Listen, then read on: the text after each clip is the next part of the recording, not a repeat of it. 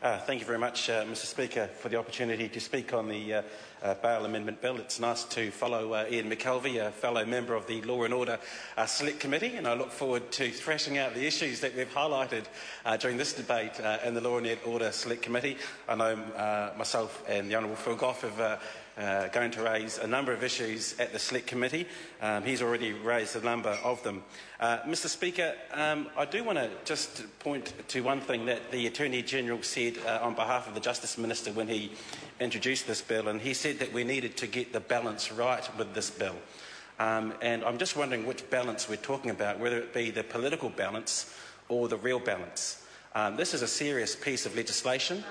This is a serious piece of legislation, and I will cede some ground in the fact that anything that goes through this House, you have to have a certain degree of a political win. So we'll cede a little bit of ground, but we don't think that this is really going to address the issues that the aim of the bill wants to address. And there's nothing wrong with the aim of the bill.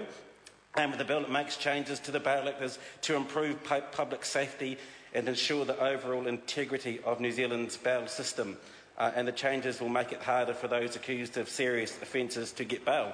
I've got no problem with tougher bail laws. As Mr McKelvey mentioned in his contribution, he talked about his own community.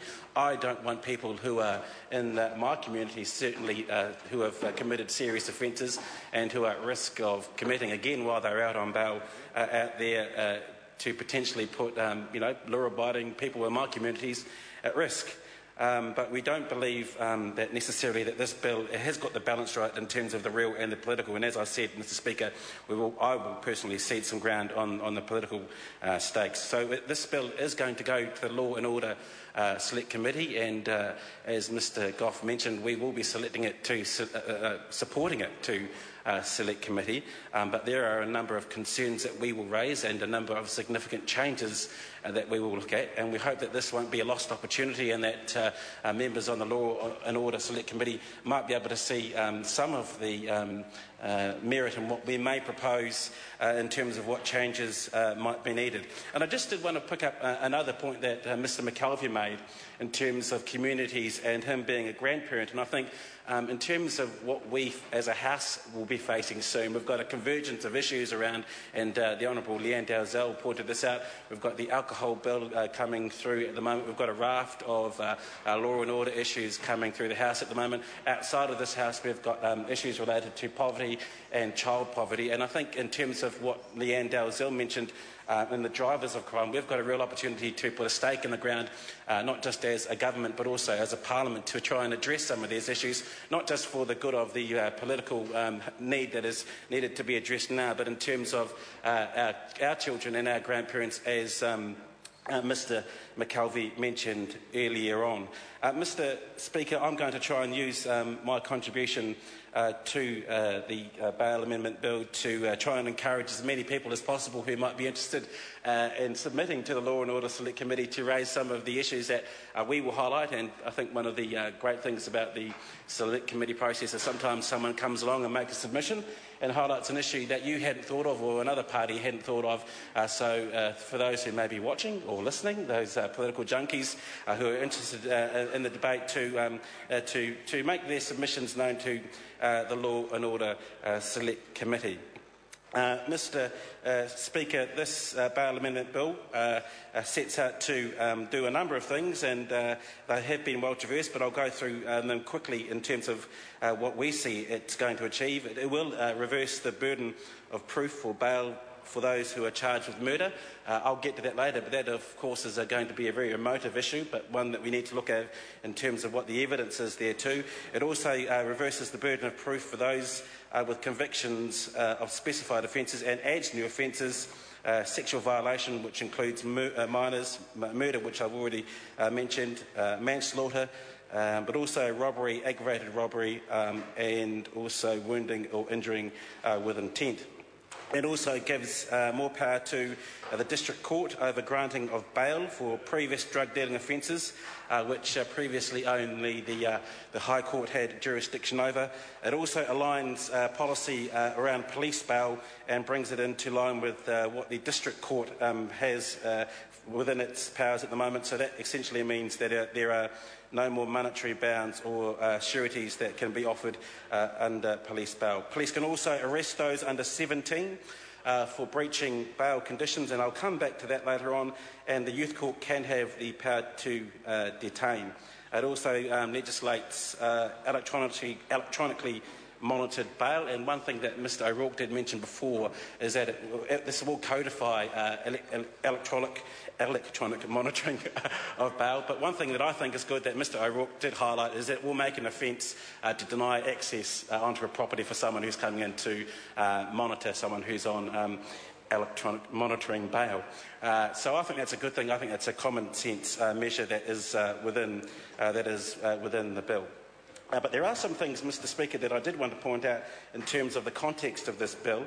And one thing, because, in terms of bail, there is a significant amount of people who are prosecuted or defendants who are offered bail in 2009 of the just under 128,000 defendants, 91,497 had a bail decision part of their procedure. Mr Speaker, we just need to put some of this into context, and especially in terms of people who are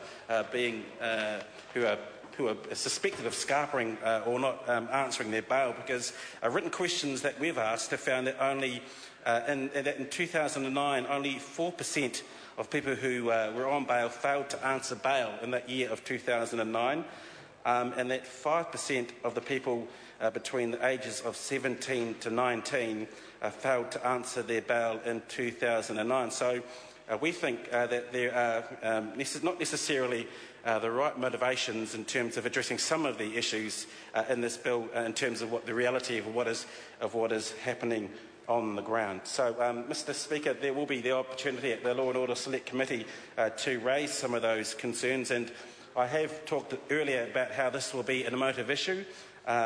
Because a lot of people out in our communities will be looking for serious peace of mind, because they will be looking to see us take action, especially against some of the more serious offenders who may get bail. And I do acknowledge the case that Jamie Lee Ross mentioned before about the dairy owner who was killed, and one of those people that was involved in that crime, not necessarily convicted of murder, was out on bail. And that's the kind of thing that people will certainly want to see some action from us, and that will obviously be raised at the Select Committee. But I think there are concerns and opportunities within this bill. Around bail with the reversing the burden of proof around bail with Class A drugs, I think that is an opportunity, and someone mentioned the war on P mentioned earlier. In between the years of 2004 and 2009, I understand there were nearly 3,000 defendants who were given bail when they were facing Class A drug offences. 23% of them were remanded in custody, 31% bailed, and nearly half, 46%, had a combination of custody and bailed at large. But in that period, 34%, nearly a third of them, are reoffended. So that, I consider, is a relatively large proportion of people reoffending while they are on bail, and I would like to hopefully see that the Law and Order Select Committee has a very, very good look at that. So, Mr Speaker, as I mentioned earlier, Labor will be supporting this bill to the Select Committee stage. We do it with a number of concerns, some of them significant, some of them hopefully that we might be able to iron out relatively quickly.